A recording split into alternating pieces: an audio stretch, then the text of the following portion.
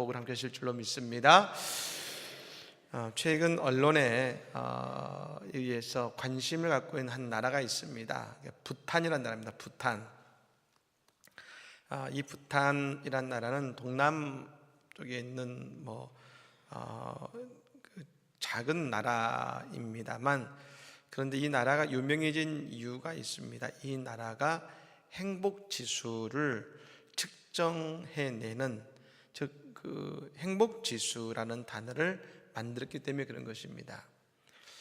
그것도 지금 부탄은 국왕이 다스리는 나라인데, 그 행복 지수라는 여러분 척도를 만들어서 이를 측정하고 그리고 그 행복 지수를 높이기 위해 노력하는 나라가 이 부탄이라는 나라입니다.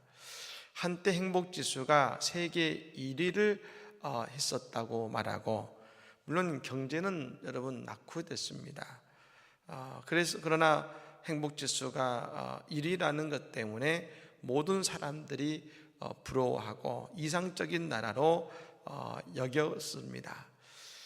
그런데 최근 그 부탄의 한 관리를 통해서 들려지는 이야기는, 물론 그들이 행복 지수를 가지고 그리고 행복을 위해서 노력한 것은 사실이지만, 최근에 이 산업화를 통해서 행복 지수가 많이 낮아지고, 또한 현재 자살률이 전 세계에서 22위를 차지하고 있다는 이야기를 해 주었습니다.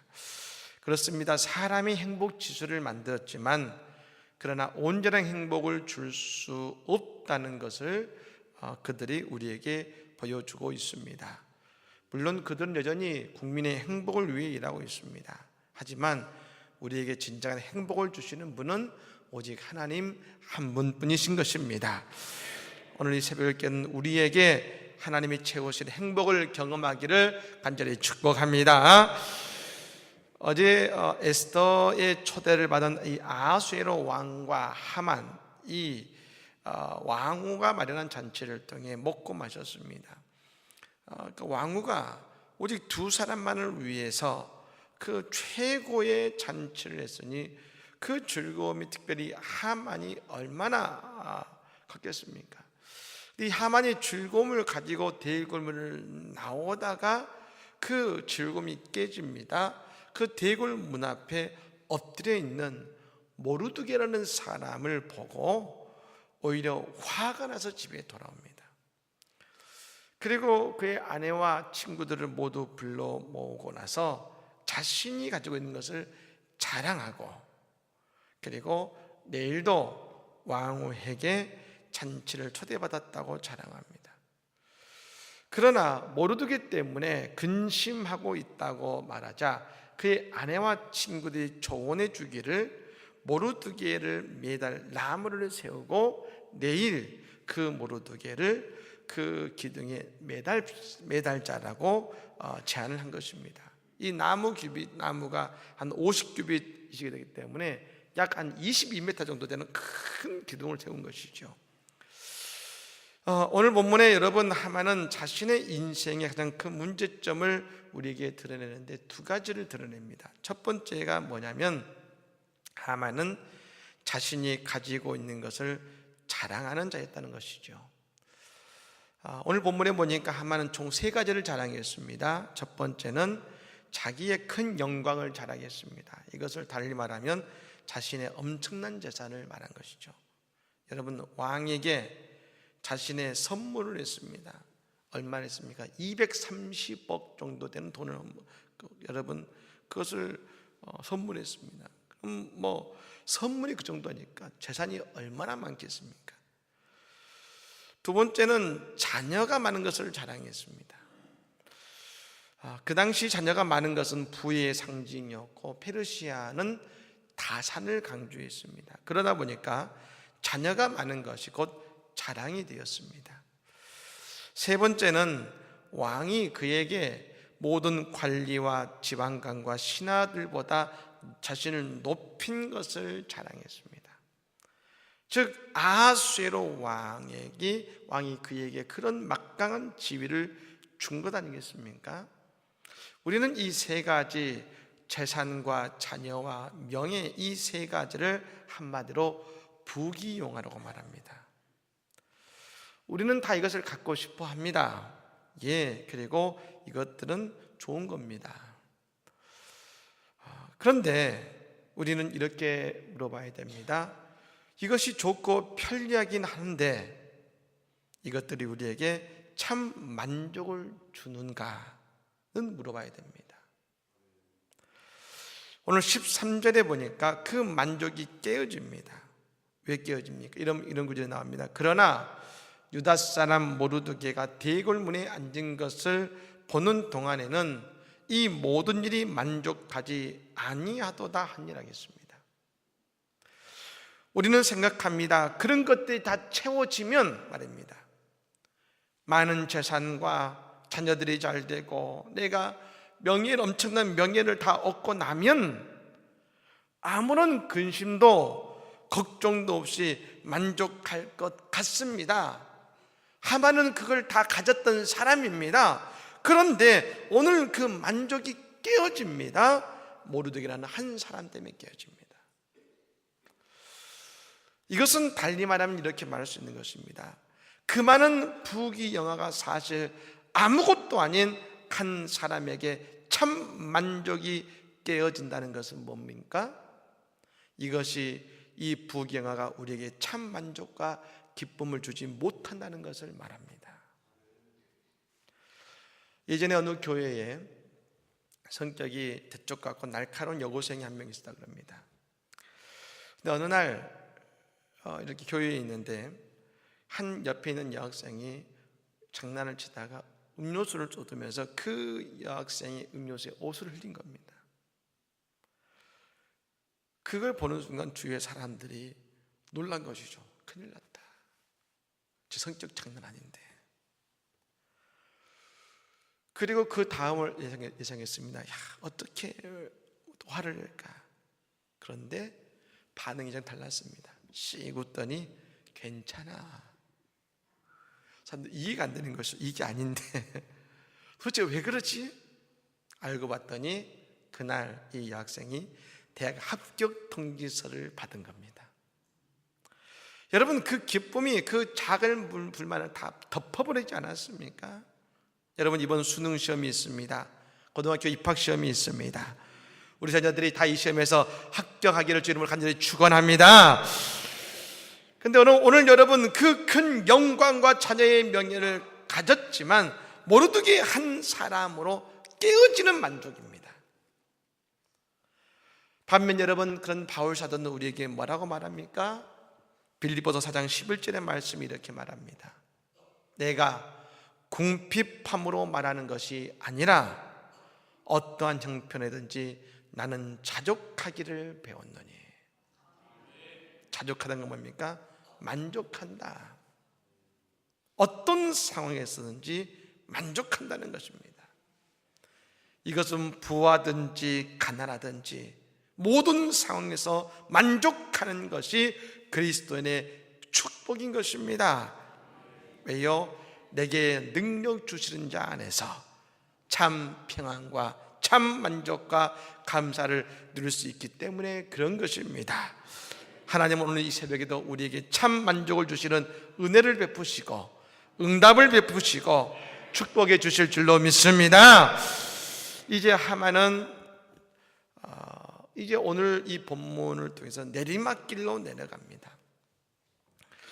그렇다면 여러분, 왜 하만은 모든 것을 다 가지고 있는 것 같지만 내리막길로 접어들게 되었을까요? 그 이유가 오늘 12절에서 시작됩니다. 12절 말씀 같이 한번 읽어볼까요? 읽겠습니다. 또 하만이 이르되 왕후 에스더가 그 베푼 잔치에 왕과 함께 오기를 허락받은 자는 나밖에 없었고 내일도 왕과 함께 청함을 받았느니라. 아멘. 여러분, 그가 가진 부귀영화가 나쁜 것이 아닙니다. 중요한 것은 그 다음에 그의 마음의 모습이 문제였습니다. 오늘 그가 자신의 것을 다 자랑했습니다. 그리고 나서 뭘 자랑합니까? 왕과 함께 왕후의 청함을 받았다. 여러분, 곧 그것은 뭡니까? 나는 왕과 같은 그런 영광을 받는 자라는 교만이 그의 마음에 싹트기 시작했다는 것입니다. 즉 교만이 하만이 무너지는 바로 그 이유가 되는 시작한 것입니다. 사랑하는 여러분, 하나님이 가장 싫어하시는 것이 있습니다. 그것은 바로 교만입니다. 교만. 태초에 하나님이 천지를 창조하시고 에덴 동산에 하와와 아담을 거하게 하시고 모든 것을 다 똑같이 누리게 하셨습니다. 그리고 다 누리게 하셨습니다. 근데 단 한 가지 선악과만은 먹지 못하게 하셨습니다. 왜냐하면 모든 에덴 동산에서 유일하게 하나님과 인간이 구분되는 것은 선악과를 통해서 구분되었습니다. 그런데 그 선악과를 하와가 먹고자 했는데 선악과를 따먹는 결정적 한마디의 유혹의 말이 있었습니다. 창세기 3장 5절 말씀이죠. 너희가 그것을 먹는 날에는 너희 눈이 밝아져 하나님과 같이 되어서 선악을 알 줄을 하나님이 아심이니라 하겠습니다. 왜 먹었습니까? 너희 눈이 밝아져서 하나님과 같이 될 것이다. 이 말이 하와에게 꽂힌 겁니다. 즉 하나님과 같이 되고자 하는 교만이 그의 마음에 싹 들 때 그가 선악과를 따먹은 것이죠. 여러분, 죄는 호기심에서 오는 게 아닙니다. 죄는 교만에서 오는 것입니다. 그래서 바울 사도가 예수님을 만나기 이전에는 늘 뭐라 했습니까? 내가 최고다고 여기고 살았습니다. 내가 최고다. 그가 과거의 자신을 설명할 때 뭐라 합니까? 히브리 중에 히브리인이고 율법으로는 바리새인이고 로마의 시민권을 가졌고 가말리엘은 대학사의 수제자요, 유대에서 최고라고 자부했던 사람이 바울이었습니다. 그런데 그가 참 하나님 앞에 서고 예수를 만난 이후에 그는 자신을 이렇게 표현한 사람으로 바뀌게 됩니다. 고린도전서 15장 31절 말씀입니다.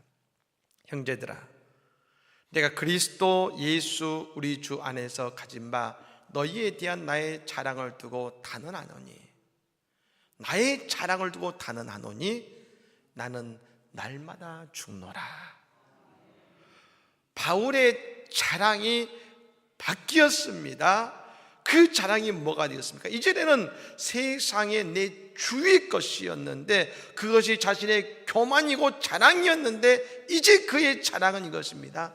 나는 날마다 죽는 게 내 자랑이야. 날마다 죽는 것이. 나는 날마다 죽노라. 바울이 교만을 끊을 수 있는 이유는 날마다 자신을 십자가에 못 박았습니다. 그러자 그때부터 그가 늘 누렸던 삶의 모습이 있었습니다. 항상 기뻐하라, 쉬지 말고 기도하라, 범사에 감사하라, 이는 너를 향한 하나님의 뜻이니라. 늘 바울 사도의 마음속에 기쁨이 가득하고 범사에 감사로 채워주시는 하나님의 뜻, 하나님의 마음이 깨달아지고 늘 채우시는 하나님을 그가 경험하게 되더라는 것입니다. 사랑하는 여러분, 빌립보 3장의 말씀에 우리의 시민권은 하늘에 있다고 했습니다. 즉 여러분, 우리가 천국 가기 전까지는 온전한 만족을 누리지 못하지만 그러나 하나님의 교회에서 하나님과 동행하며 날마다 우리는 천국을 이곳에서 맛보아 살아갈 수 있는 것 아니겠습니까? 오늘 또 이 특별 새벽 기도의 이 자리는 어떤 자리입니까? 천국을 맛보아 알게 하시는 하나님의 은혜의 자리인 것입니다. 사랑하는 여러분, 그러므로 오늘 이 시간 세상의 자랑과 교만을 다 내려놓으시고 우리의 삶에서 참 만족과 감사가 우리 안에 넘쳐나게 하시는 하나님의 은혜와 만족과 축복이 임하게 될 줄로 믿습니다.